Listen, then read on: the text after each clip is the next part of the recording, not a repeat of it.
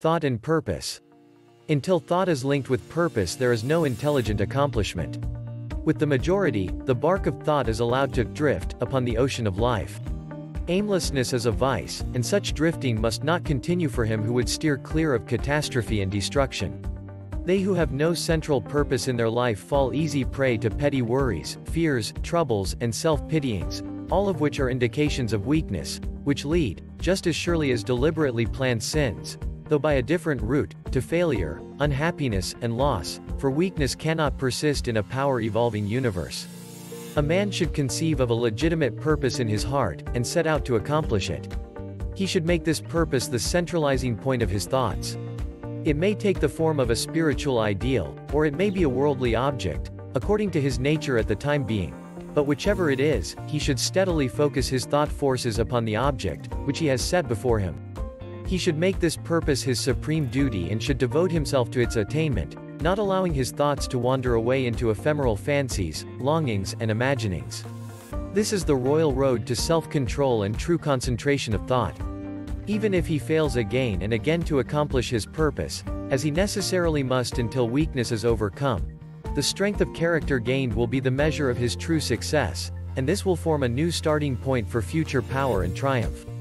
Those who are not prepared for the apprehension of a great purpose should fix the thoughts upon the faultless performance of their duty, no matter how insignificant their task may appear. Only in this way can the thoughts be gathered and focused, and resolution and energy be developed, which being done, there is nothing which may not be accomplished. The weakest soul, knowing its own weakness, and believing this truth that strength can only be developed by effort and practice, will, thus believing, at once begin to exert itself, and, adding effort to effort, patience to patience, and strength to strength, will never cease to develop, and will, at last, grow divinely strong. As the physically weak man can make himself strong by careful and patient training, so the man of weak thoughts can make them strong by exercising himself in right thinking.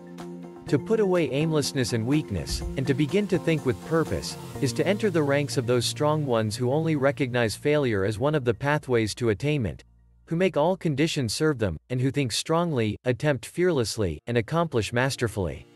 Having conceived of his purpose, a man should mentally mark out a straight pathway to its achievement, looking neither to the right nor the left.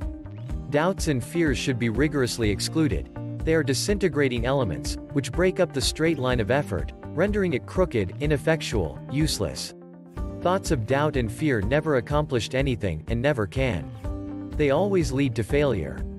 Purpose, energy, power to do, and all strong thoughts cease when doubt and fear creep in. The will to do springs from the knowledge that we can do. Doubt and fear are the great enemies of knowledge, and he who encourages them, who does not slay them, thwarts himself at every step. He who has conquered doubt and fear has conquered failure.